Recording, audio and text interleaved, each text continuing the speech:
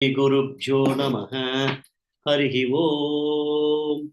Om Gananahum Tva Ganapatikum Bhavamahe Kavim Kavinam Upamashravastamam Jeshtarajam Brahmanam Brahmanaspadana Shrinvan Nudibhisida Sadhanam Om Shri Mahaganapataye Namaha Shruti Smruti Purananam Alayam Karunalayam Namami Bhagavatpada Shankaram Lokashankaram Sadashiva-Samarambam Shankaracharya-Madhyamam Asmadacharya-Padyantam Vande Shri Guru-Paramparam Om Shri Shankaracharya-Swamine Namaha Om Sahana Bhavatu Sahano Bhunaktu Sahavirjam Karavavahai Tejasvinavaditamastu ma Vidvishavahai Om Shanti Shanti Shanti Harihi Om Shri Gurubhyo Namaha Harihi Om.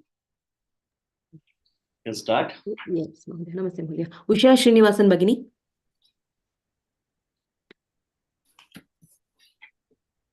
Usha Srinivasan Bhagini. Okay. Sharada. Hello. Sorry, ma'am. Hello. Yeah, you can chant the shloka that is displayed on the screen. 1 second, sir. Shloka Varmating is the display. I'm not getting the full sloka. Okay, somebody else can take it till such time you get yourself ready. Sharada Rajan Bhagini. Yes, Bhagini. Avinashi tu tadvidhi yena sarvamidam tatam vinashamavyayasyasya nakaschit kartumarhati. Good. Rajeshwari Shivashankar Bhagini. Ram sir. Antavanta ime dehaha nityas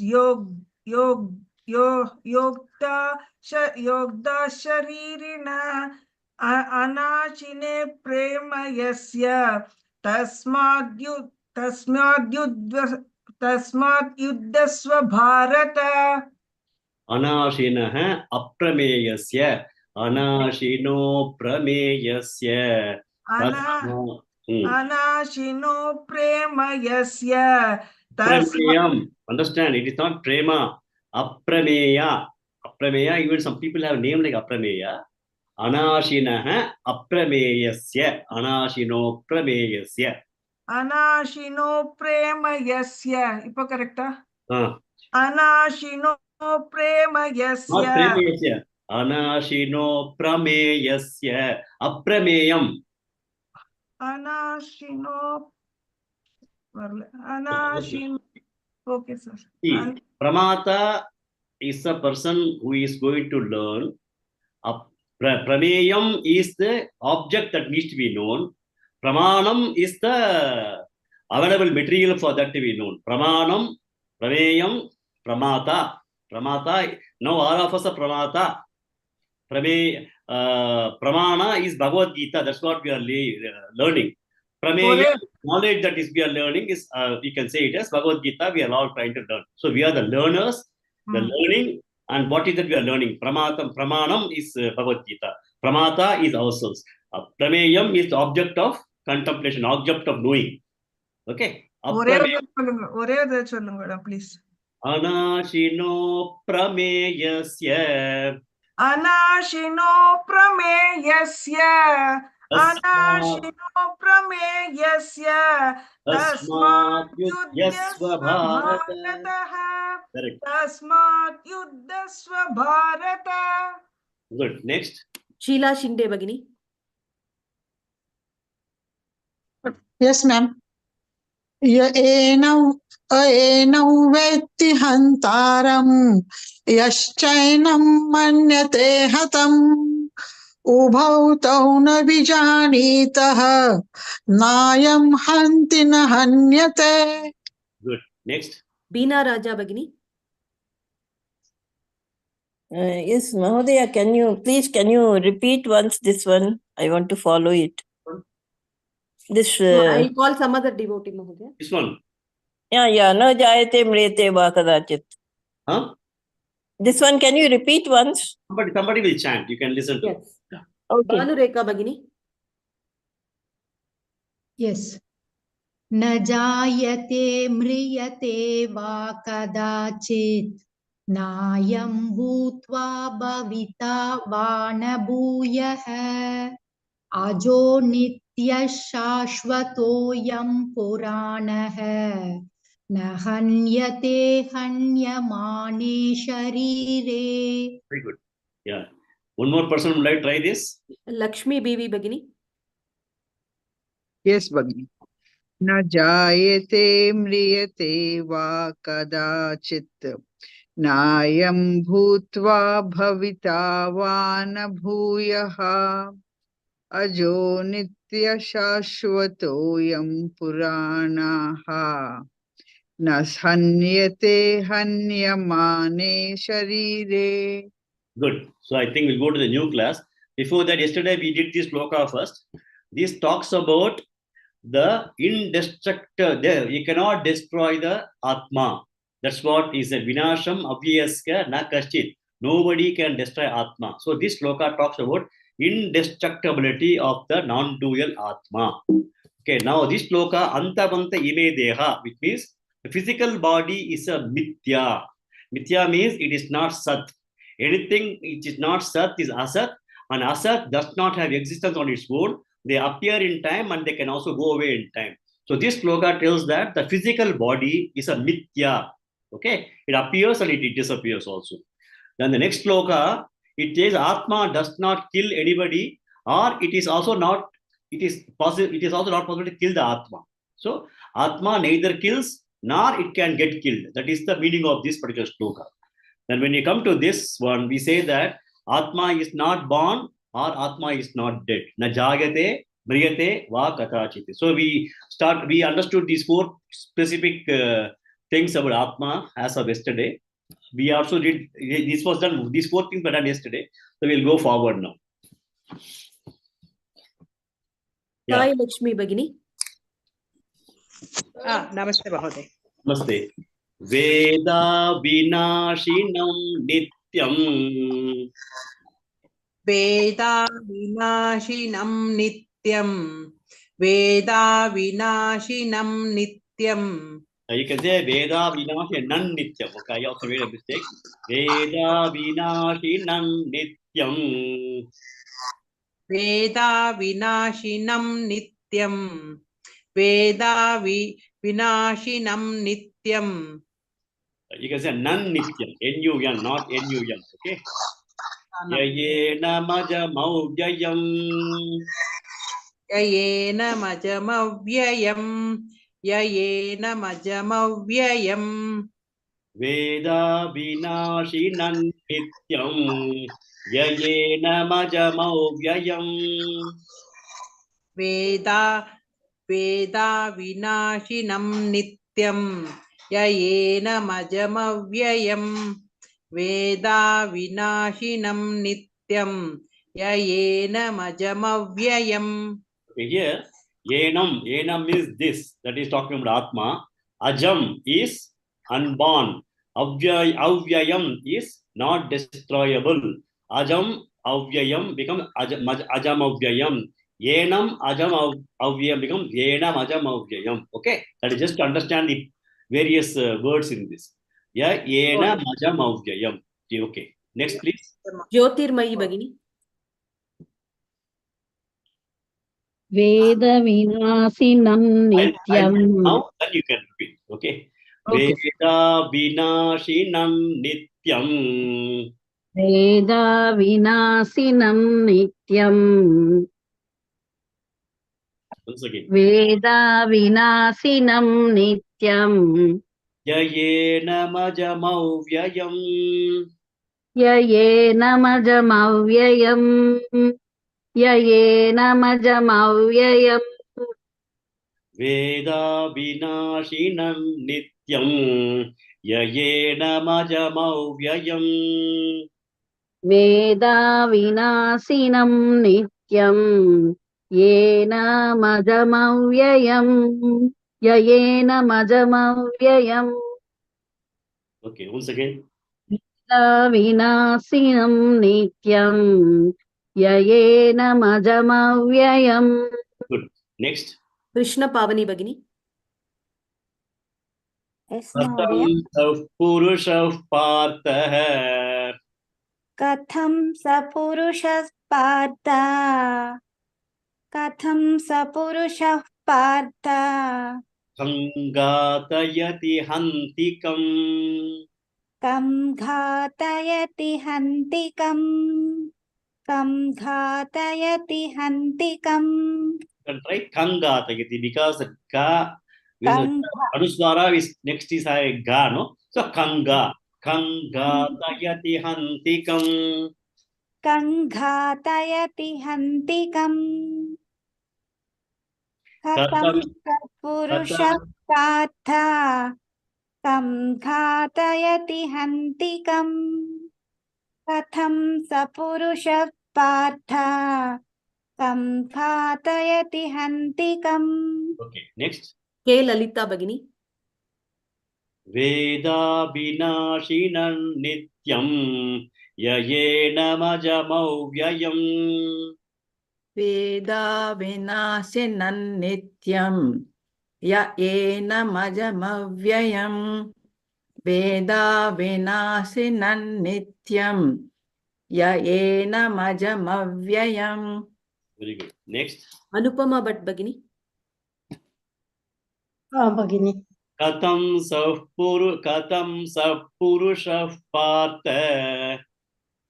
कथं सपुरुषः पार्थ. कथं सपुरुषः Partha. Kangatayati Hantikam. कङ्घातयति हन्तिकम्. कङ्घातयति हन्तिकम्. Katham Sapurusha Partha. Kangatayati Hantikam. कथं सपुरुषः पार्थ. कङ्घातयति हन्तिकम्. कथं सपुरुषः पार्थ. कङ्घातयति हन्तिकम्. Next. श्रीलक्ष्मी HR भगिनी. Chant the first line 2 times slowly. नमस्ते महोदय. Okay. वेदा विनाशिनं नित्यं य एनमजमव्ययम्. वेदा विनाशिनं नित्यं य एनमजमव्ययम्. Next. कथं शरद चवन महोदय. Second line twice, please. कथं स पुरुषः पार्थ कं घातयति हन्तिकम्.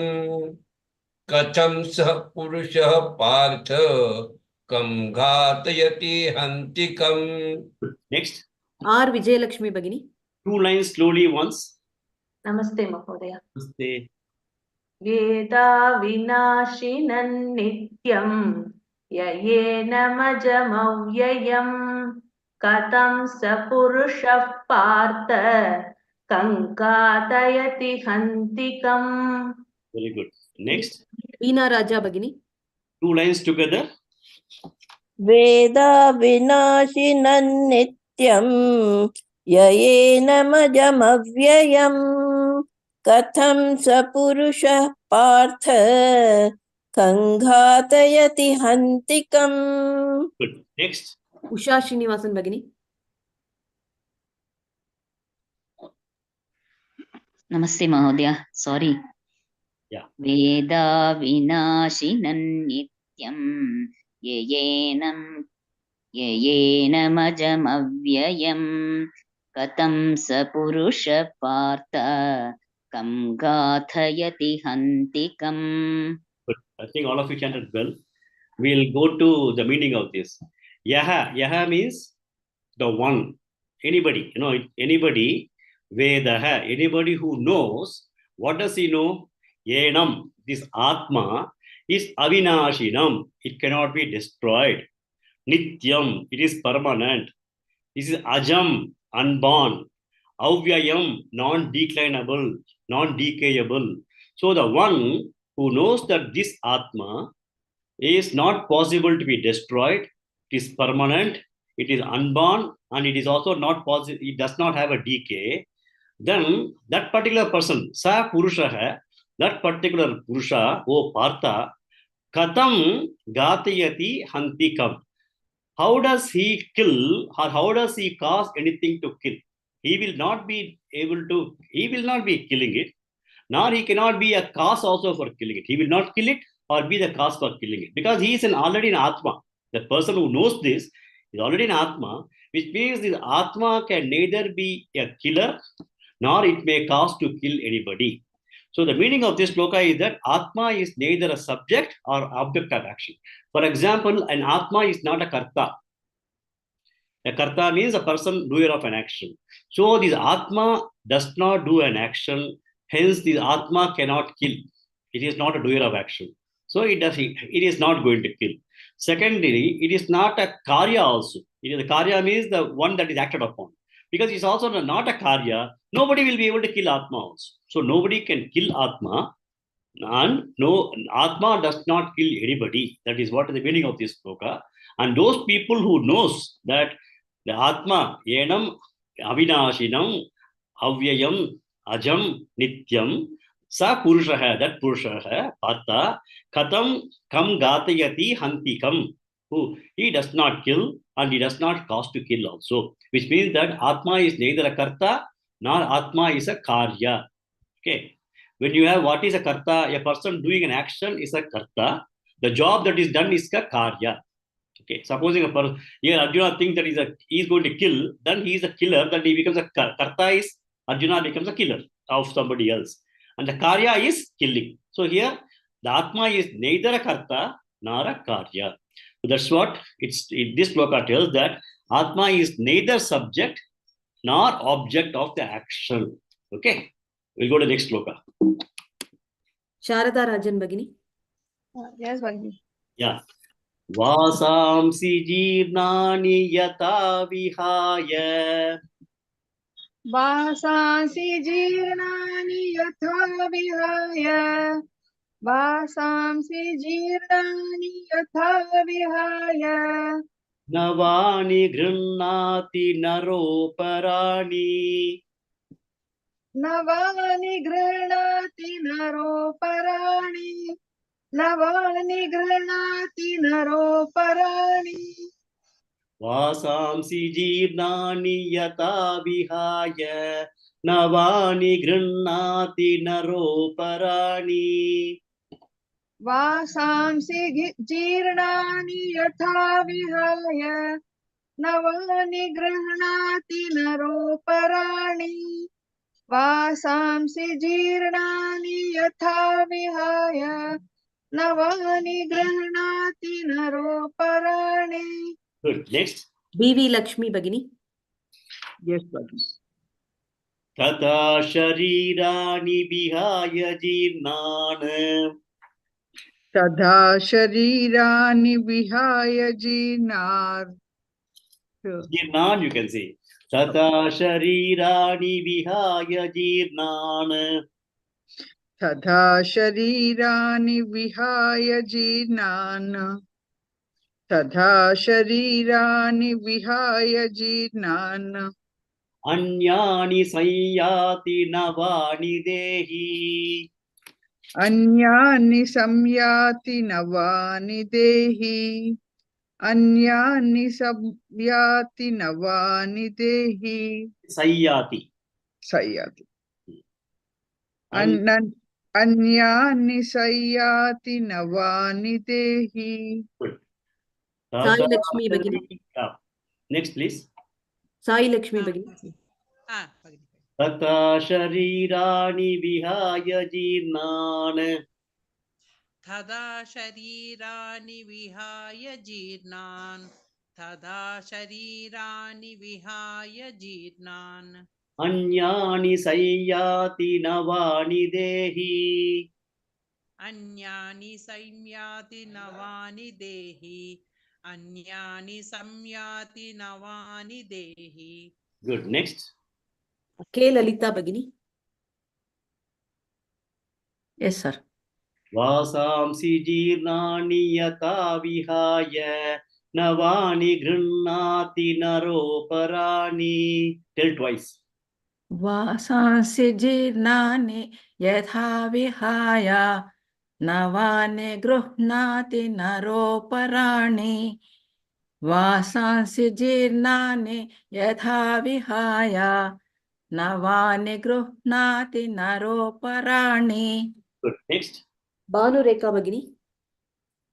Tata sharirani vihaya jirnan anyani sayyati navani dehi. तथा शरीराणि विहाय जीर्णान् अन्यानि संयाति नवानि देहि तथा शरीराणि विहाय जीर्णान् अन्यानि संयाति नवानि देहि. Next. Krishna Pavani Bhagini. Tell chant once entire shloka. I chant once. Chant entire thing once. Vasamsi jirnani yata vihaya navani grinnati naroparani tata sharirani vihaya jirnan anyani sayyati navani dehi. वासांसि जीर्णानि यथा विहाय नवानि गृह्णाति नरोपराणि तथा शरीराणि विहाय जीर्णान् अन्यानि संयाति नवानि देहि. Good. Next. Jyotirmayi Bhagini. Chant the entire shloka slowly once. Okay, sir. वासांसि जीर्णानि यदा विहाय नवानि गृह्णाति नरोपराणि तदा शरीराणि विहाय जीर्णान् अन्याति संयाति नवानि देहि. Anyani, not anyati, anyani. अन्यानि. Okay, sir. Good. Next. Shall I repeat, sir? Yeah, you can repeat once. वासांसि जीर्णानि यदा विहाय नवानि गृह्णाति नरोपराणि तदा शरीराणि विहाय जीर्णान् अन्यानि संयाति नवानि देहि. You have chanted it well, but this you should say yatha. Okay. Why I am telling you yatha is there will be one more shloka we'll be learning later that says yada yada hi dharmasya. That da is different. This is yatha. So when you say yada, then you will confuse the meaning of this one with that one. So here you should say yatha. Whereas that yada yada hi dharmasya glanir bhavati bharata, that one will be different. So they have the same thing in Tamil language book. If you see, both will say yada yada. No, that yada yada is different. Is yata. So you have to be very conscious of this. Okay. Okay. Next. Anupama Bhatt Bhagini.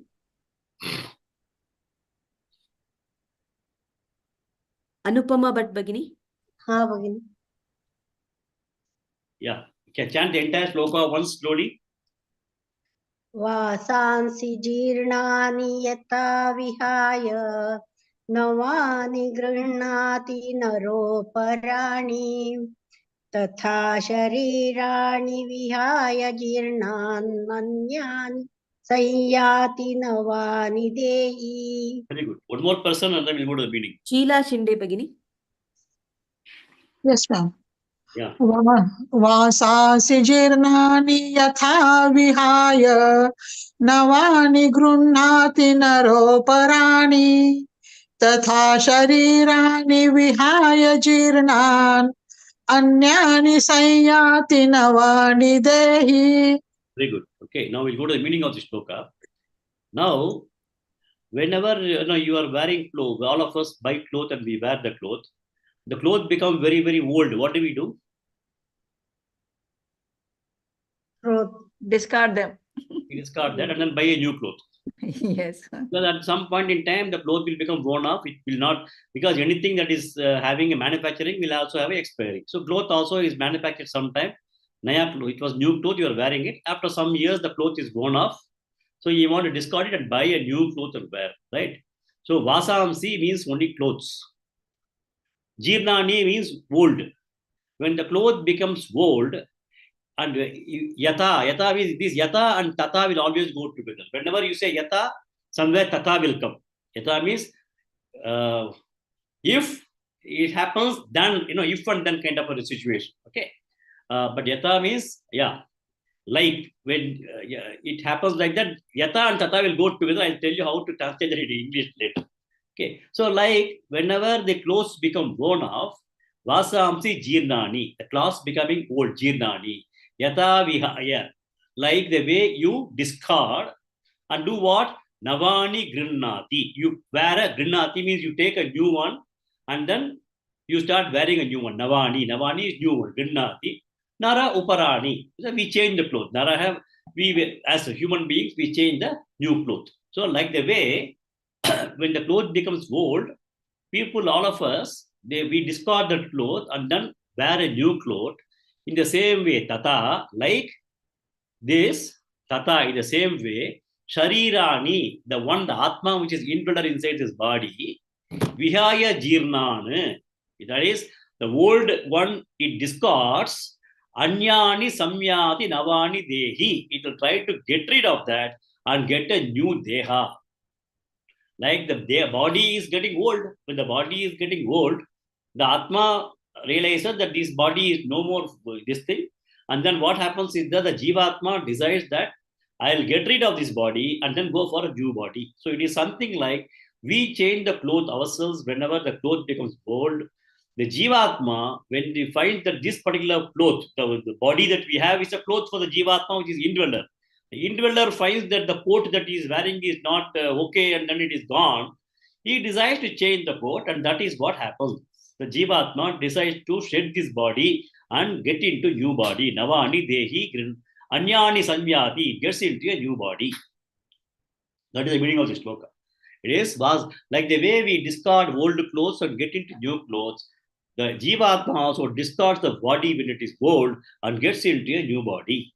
And the same thing, Adi Shankaracharya in his Bhajagovindam, he says, Punarabi Jaranam, Punarabi Maranam, Punarabi Jarani, Jatare Shayanam. That is, there is again and again we have birth and death. Punarapi, again, Janani. Janani is mother. Punarabi Janani, Jatare Shayanam. Jatare is inside the uterus of the mother. This fellow comes and happily sleeps to be again born. Punarabi Janani, Jatare Shayanam. The fellow, this Atma fellow, or this Jivatma comes and sits beautifully inside the mother's.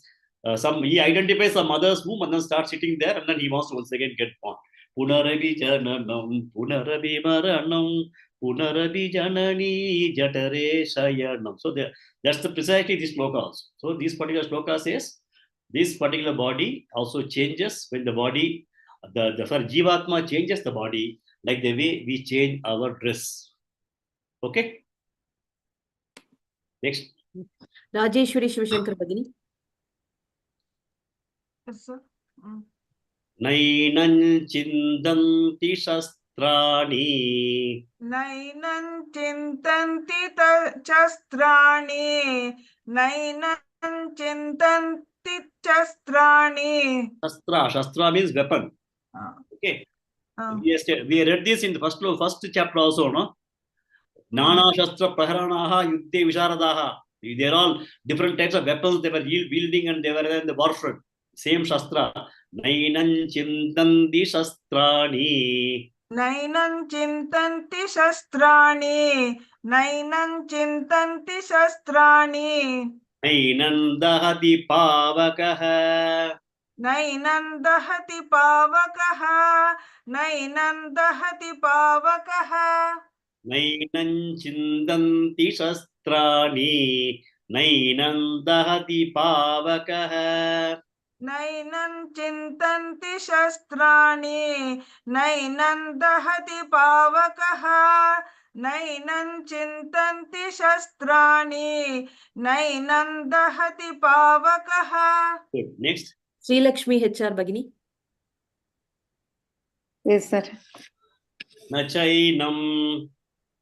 Nachainam. Nachainam. Kledayanti. Kledayanti. Kledayanti. Apaha. Apaha. आपः क्लेदयन्त्यापः क्लेदयन्त्यापः क्लेदयन्त्यापः न चैनं क्लेदयन्त्यापः न चैनं क्लेदयन्त्यापः न चैनं क्लेदयन्त्यापः न शोषयति मारुतः न शोषयति मारुतः न शोषयति मारुतः न चैनं क्लेदयन्त्यापः न शोषयति मारुतः न चैनं क्लेदयत्यापः यन्त्यापः न शोषयति मारुतः न चैनं क्लेदयत्यापः न शोषयति मारुतः क्लेदयन्ति आपः क्लेदयन्त्यापः. Shall I repeat, sir? Chainang, not chainam, na chainang kledayant yapah.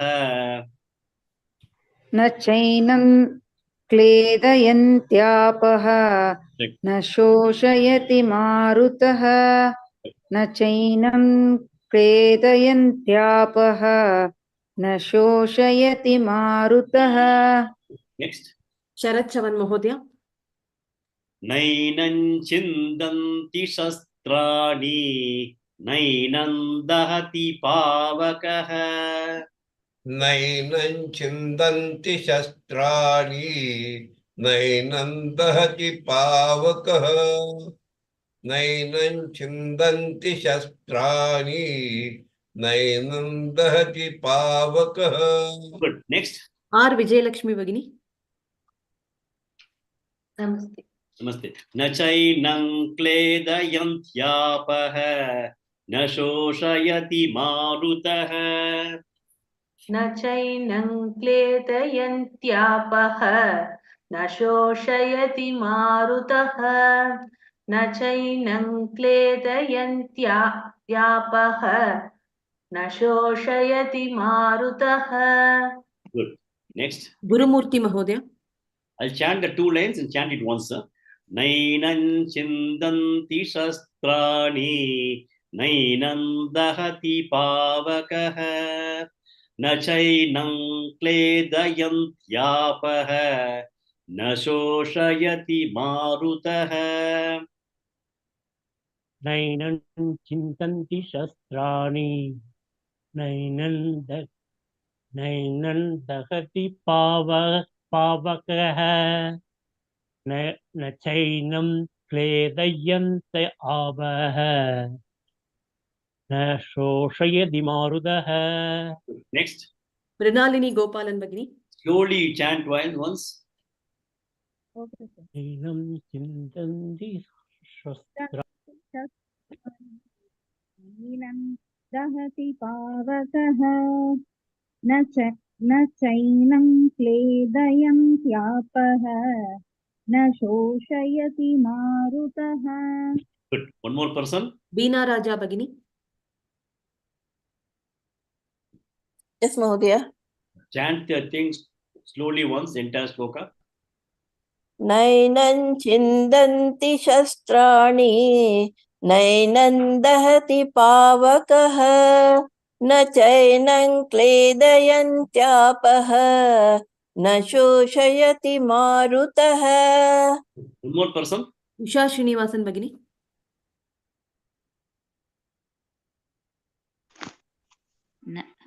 नैनं चिन्दन्ति शस्त्राणि नैनं दहति पावकः न चैनं क्लेदयन्त्यापः. Yeah. I think she lost the connection. Bhanureka Bagini. Yes.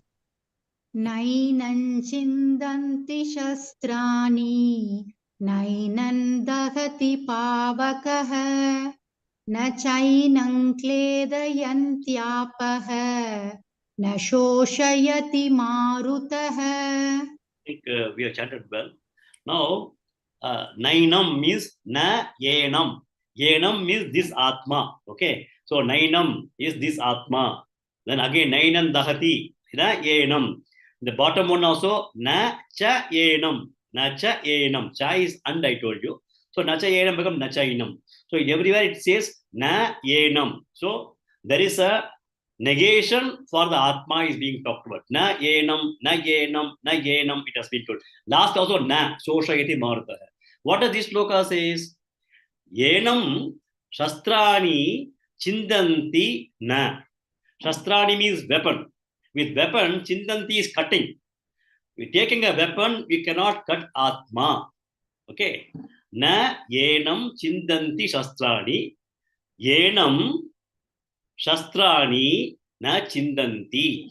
This Atma cannot be cut into pieces by a weapon. That is the understanding of it. Similarly, na yenam dahati yenam pavakaha na dahati. Pavaka is fire. Fire cannot burn Atma. Na yenam pavakaha na dagati. Na dahati. The fire cannot burn the Atma. And, cha means and. Na yenam kledayanti apaha na. Kledayanti means wetting it. No, when you put a cloth in water, the cloth gets wet. Okay. So, yenam apaha means water. When we say Punjab, no, 5 rivers are there, so we say Punjab. So apaha is primarily water. So we also have Apastama Sutram is there. Apu, Hitta, Mayoboha. We do that in our this thing also, no? Our Sandhyavanam. So apaha means water. Apaha kledayanti yenam na. Water cannot wet Atma. Na shoshayati marutaha. Marutaha is wind. Wind cannot dry Atma. So this is just, they are trying to say all this na, so that you may have to now start looking at what it is. It cannot be cut, it cannot be burned, it cannot be made wet, it cannot be dried up. So you have to see it's all the neti principle, because it is not an object of understanding. If you look at Atma, it is aprameyam. It is not an object for our comprehension. So they are all telling that is not this, that is not that, that is not that, that is not that. So they only say what it is not, to make us to look at beyond these things to see what it could be. So if you look at the entire principle of many of the Upanishads, it will be neti principle. Na iti, na iti, na iti. Not this, not this, not this. Neti. Or here also we have nainam. Chindanti shastrani. Nainam dahati pavakaha. Na chainam kledayan apaha. Na soshayati marutaha. Okay. So this is another thing. It cannot be burnt. It cannot be cut into pieces. It cannot be made wet. It cannot be dried. Okay. That's what this particular shloka tells. Next. Sharada Rajan Bagini. Yes, Bhagini. Achedya.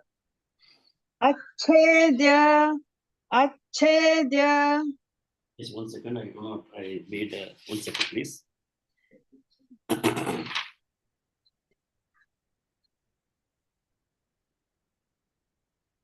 Yeah.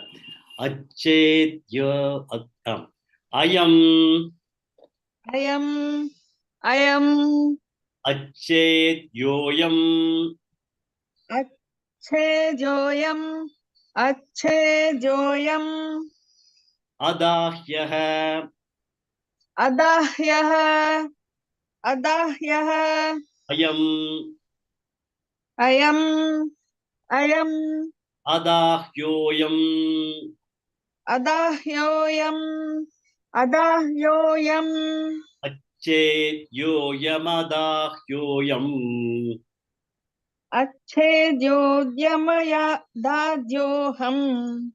Achedyoyamadaddo. Achedyoyamadadyoham.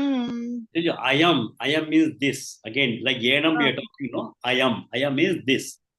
And that is this Atma. Achedya. Achedya means we just now say chindanti. No. So not possible to chindanti is another way they have put it. Achedya. Achedya means again it is not one that can be cut. Achedya. Ayam Atma. Achedya. Atyedya. It is not possible to cut the Atma. Similarly, same. Adahya. Dahanam. Dahanam is burning. Adahya ayam. This cannot be burnt. We just now said that Yes. the thing is that fire cannot burn. Now he says that fire cannot burn and you also cannot put it on fire. You understand? This is another same shloka but put in different way. Adha kyoyam. We cannot think that I'm going to put it in fire. Adha kyoyam. We say dahanam kardiya. No, we have done dahanam. That means we kept something and then we made it into fire. We put fire onto this. Adha kyo ayam. This cannot be put onto fire. Okay. So achedya ayam. Adahya ayam. Those two things are made as achedyo adahyoyam.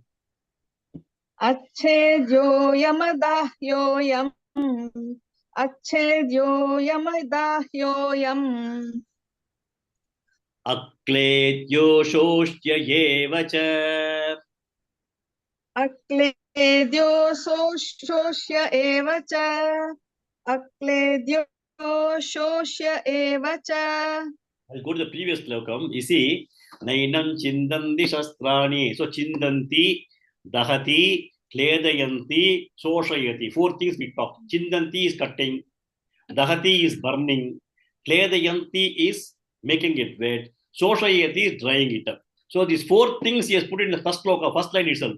Achet yoyamada kyoyam aklet yoshosya evacha. So we talked about this. So he is just once again starting with that. You understand? Yes.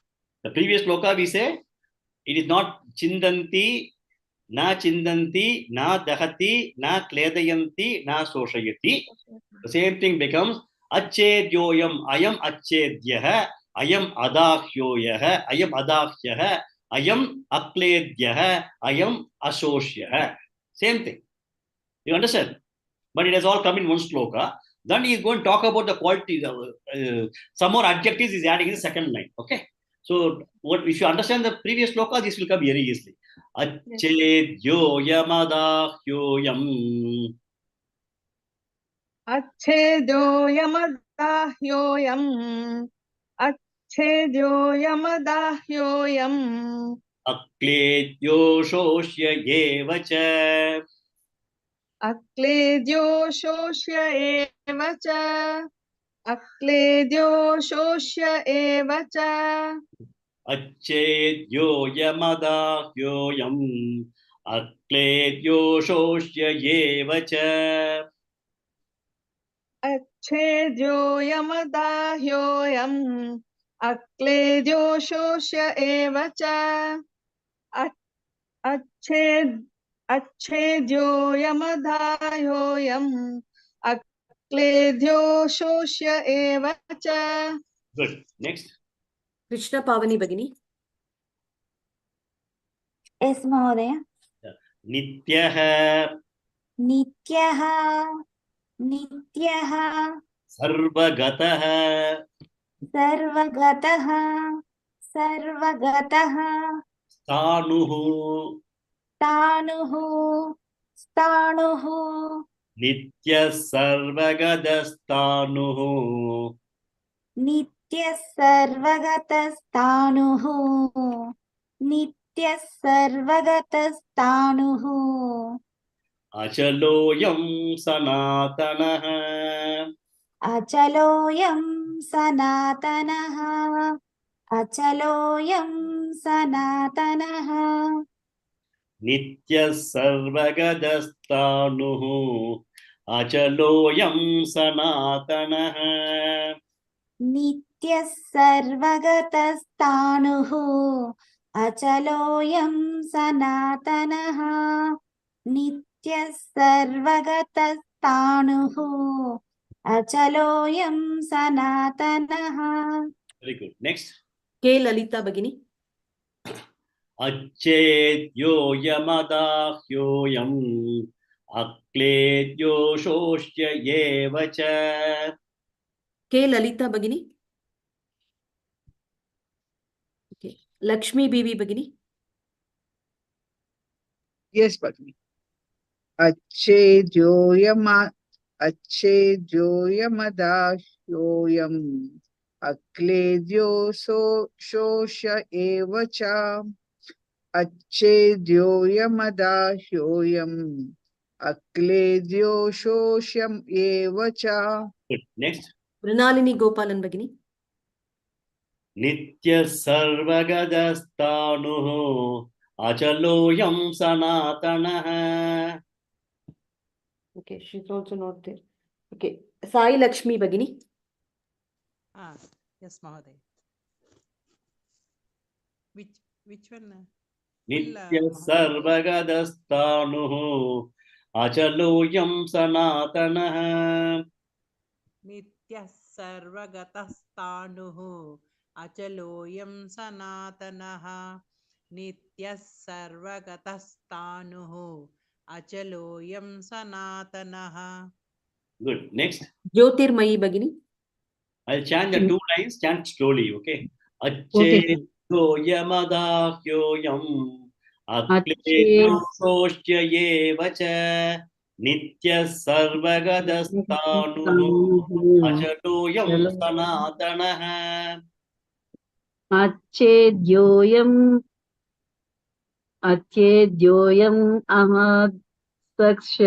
shall you repeat once, sir? Acchedyoyamadakhyoyam akledyoshya yevacha. Okay.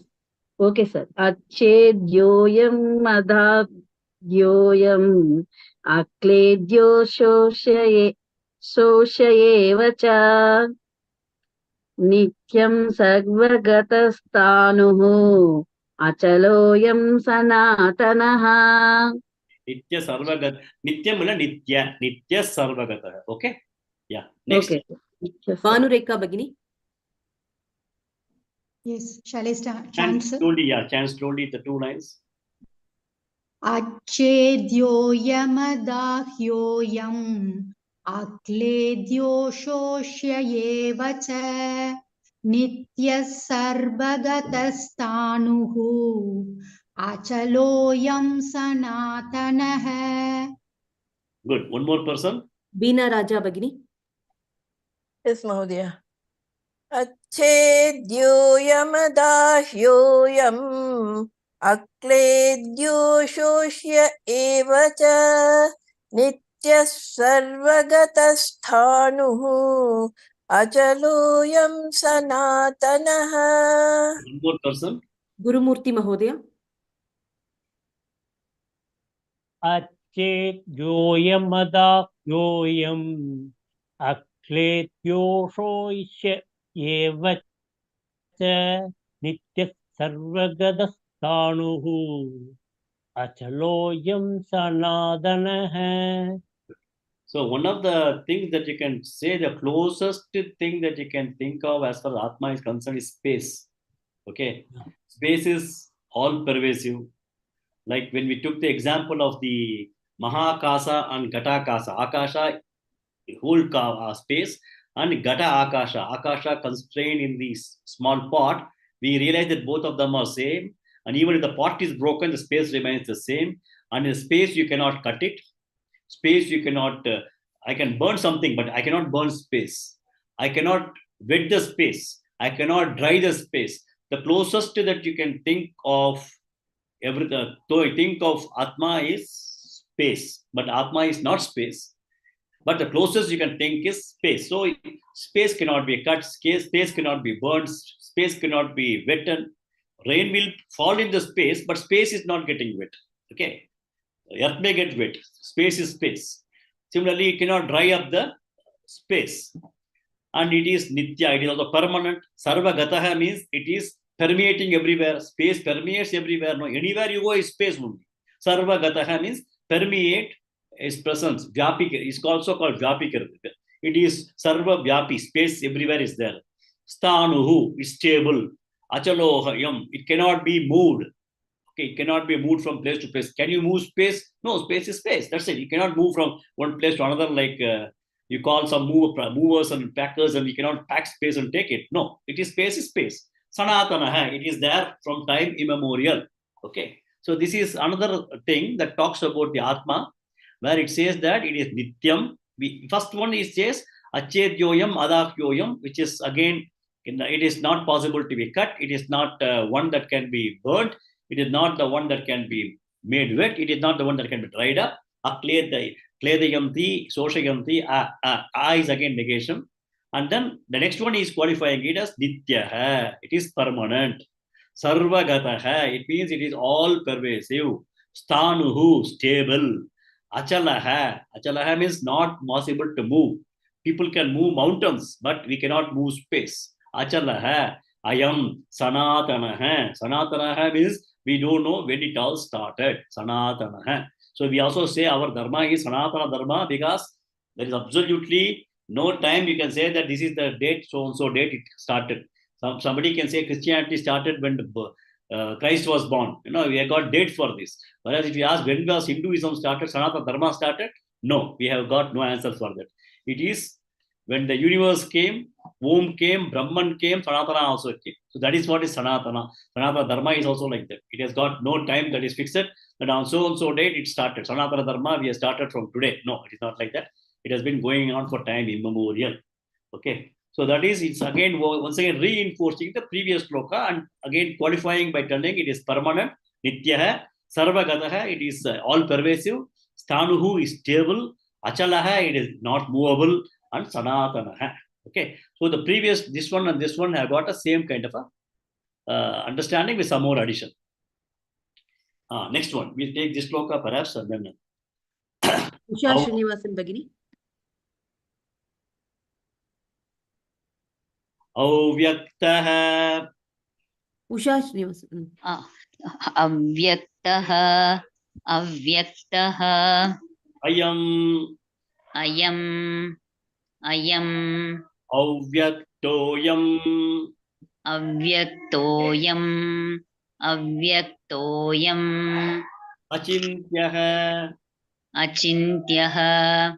Achintyaha. Ayam. Ayam. Ayam. Achintyoyam. Achintyoyam. Achintyoyam.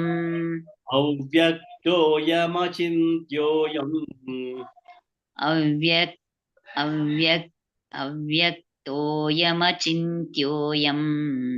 Avyaktoyamachintyoyam. Avikaryaha. Avikaryaha.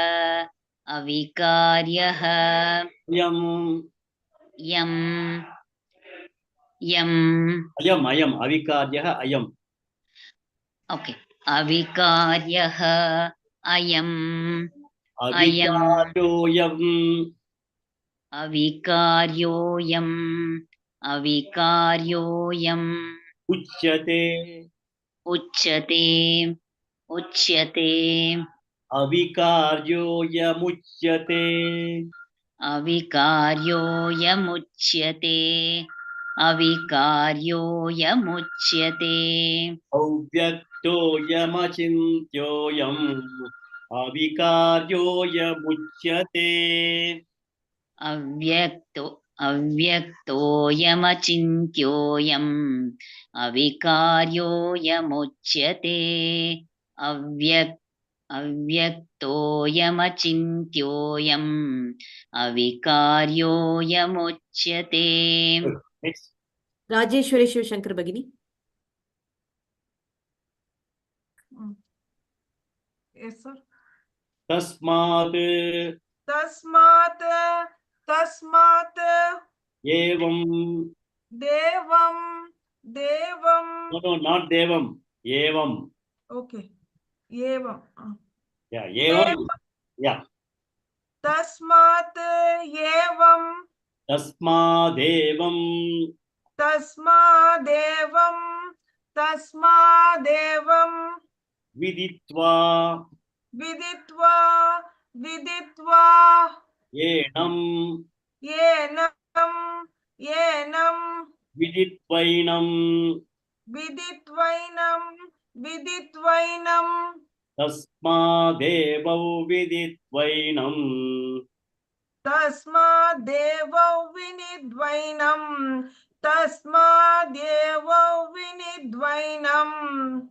नानुशोचितुमर्हसि नानुशोचितुमर्हसि तस्मादेवं विदित्वैनं नानुशोचितुमर्हसि तस्मादेव विदित्वैनं नानुशोचितुमर्हसि तस्मादेव विनिद्वैनं तानुशोचितुमर्हसि. Okay, next. Sheela Shinde भगिनी. Yes, ma'am. अव्यक्तोऽयमचिन्त्योऽयम् अविकार्योऽयमुच्यते अव्यक्तोऽयमचिन्त्योऽयम् अविकार्यमुच्यते. अविकार्योऽयमुच्यते अविकार्यः अयम् उच्यते अविकार्योऽयमुच्यते अविकार्योऽयम् उच्यते. अव्यक्तोऽयमचिन्त्योऽयम् अविकार्योऽयमुच्यते. अव्यक्तोऽयमचिन्त्योऽयम् अविकार्योऽयमुच्यते. Good. Next. विजयलक्ष्मी आर भगिनी. तस्मादेवौ विदित्वैनं नानुशोचितुमर्हसि तस्माद्देवौ विदित्वैनं नानुशोचितुमर्हसि तस्मादेवौ विदित्वैनं नानुशोचितुमर्हसि. Good. I think it's now time 3:26. So maybe we'll close here and have at least 2 minutes before we wind up. Om Purnamada Purnamidam Purnat Purnamudachyate Purnasya Purnamadaya Purnameva Vashishyate. Om Shanti Shanti Shanti. Harihi Om Shri Gurubhyo Namaha. Harihi Om.